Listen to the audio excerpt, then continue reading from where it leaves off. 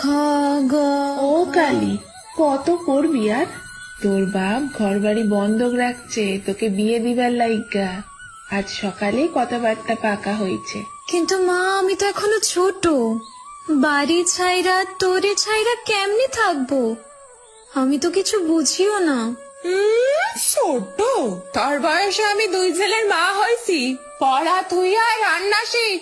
মেয়ে মানুষে কেন যে বই খাতা দিয়া পড়তে বসায় বুঝি না। কলি যুগাইছে যেন শুধু আমাগো বাড়িতে।